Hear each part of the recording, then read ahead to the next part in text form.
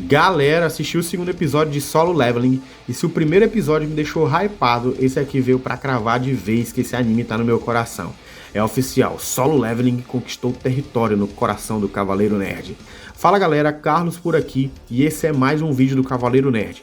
E antes de a gente falar sobre o episódio, eu queria pedir aquela sua ajuda. Aquela ajuda que leva menos de 5 segundos, que é deixar o like no início do vídeo para que você não esqueça de deixar no final. O seu like me ajuda muito, é muito importante, principalmente porque meu canal ainda é pequeno. Então eu te agradeço de coração. Outra coisa, que se você ainda não é inscrito, se inscreve por aqui, que eu vou continuar criando conteúdo voltado para animes, séries e filmes, sempre de fã para fã. E vamos estabelecer uma meta? Me ajudem aí a chegar nos 100 inscritos no canal. Será a minha primeira meta, mas eu sei que com a ajuda de vocês eu consigo chegar lá. E chega de enrolação e vamos logo para esse vídeo.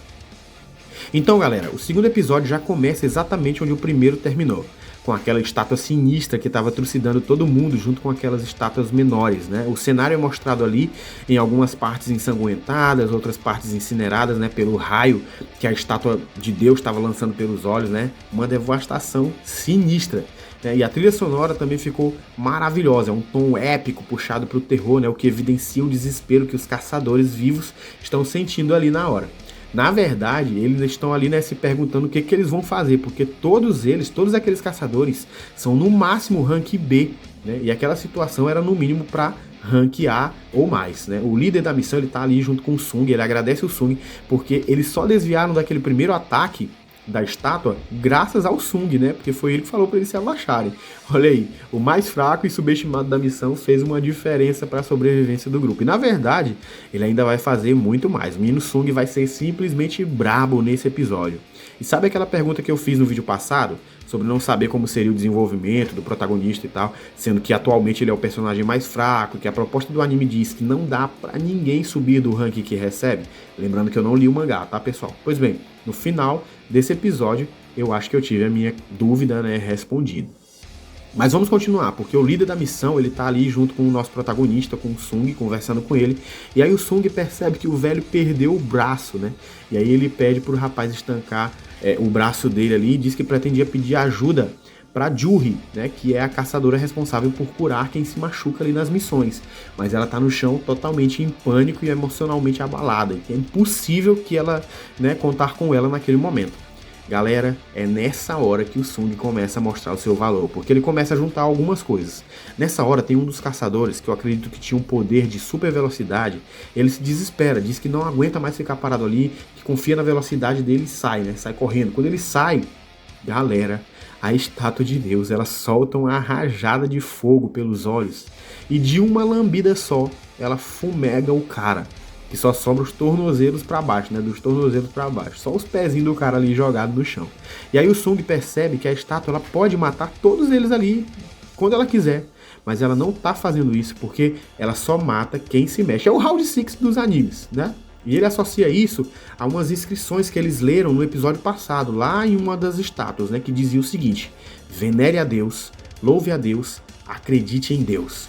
Quem não fizer estas coisas não sairá vivo daqui.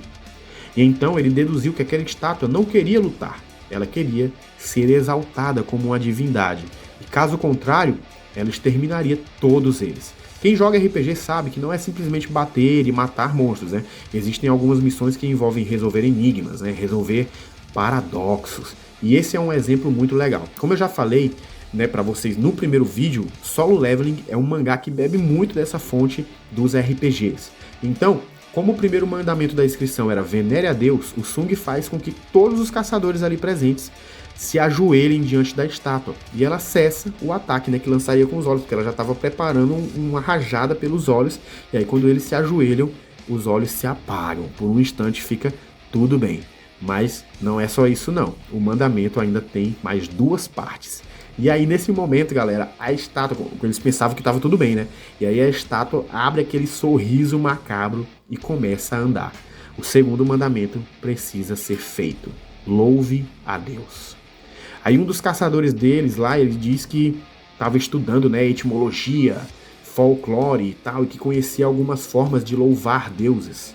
E aí ele se ajoelha ali e começa a recitar umas palavras de louvor, que parecia até uma prece sincera, mas infelizmente aquele louvor era para outro deus e não para aquele deus específico. E o coitado foi esmagado, né, pela pisada da estátua gigante. E aí é desespero, meus amigos. Todo mundo começa a correr, né? E é mais gente sendo pisoteada, é mais gente sendo dilacerada. Ali tem um que é partido no meio e não tem censura não, tá? Não tem censura não. Isso acontece até que o brabo, né? O nosso querido protagonista, o Sung, tem uma outra ideia.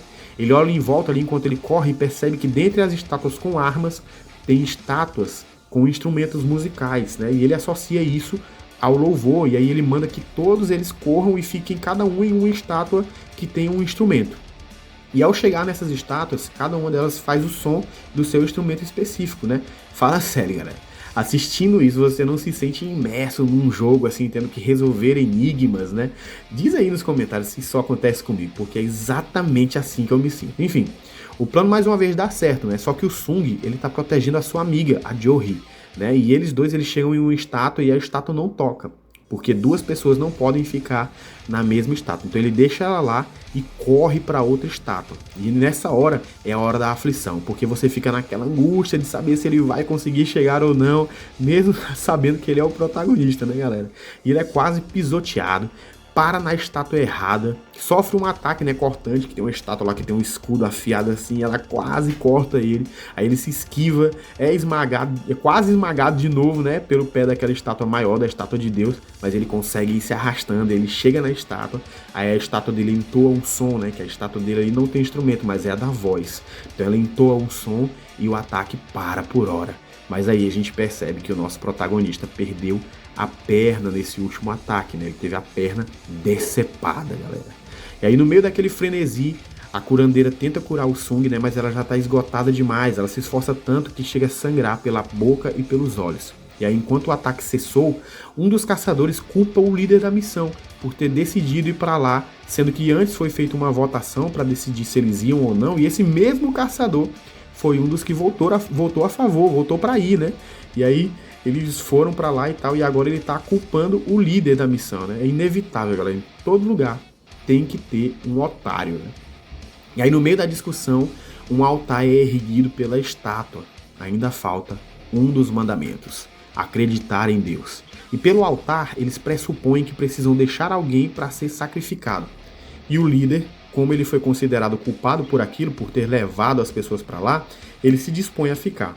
Quando ele entra no círculo do altar, onde o altar está ali, uma chama amarela se acende e para por aí, né? E aí surge a dúvida sobre o que fazer. Então o Sung pede para que levem ele, né? Ele está sem uma perna, então ele pede para duas pessoas levarem ele até onde está o altar para que ele possa examinar o altar e saber o que eles podem fazer. E aí, então quando os três entram lá, mais 3 chamas amarelas aparecem ali no círculo em volta deles, né?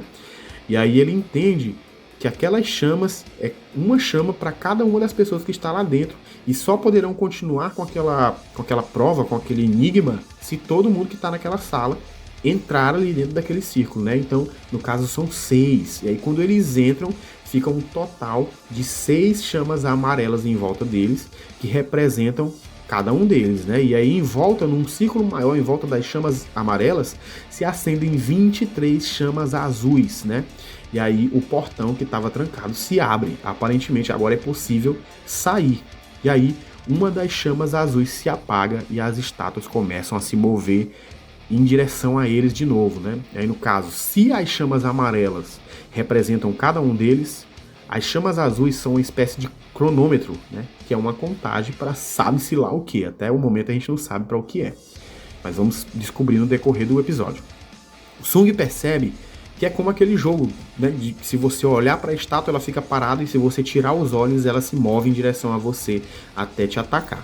E em meio ao pânico e não aguentando mais, uma caçadora sai correndo em direção à porta, né, o portão lá, e sai. Ela aparentemente conseguiu sair. E aí uma chama amarela, que representava ela, se apaga. E aí o portão se fecha um pouco, né? Demora mais um pouco, um outro caçador faz o mesmo, até que sobram apenas o Sung, a Jo-hee e o líder da missão. E este último, né, o líder, ele pede pro Sung levar a Jo-hee, né, e ele ia ficar lá para se sacrificar.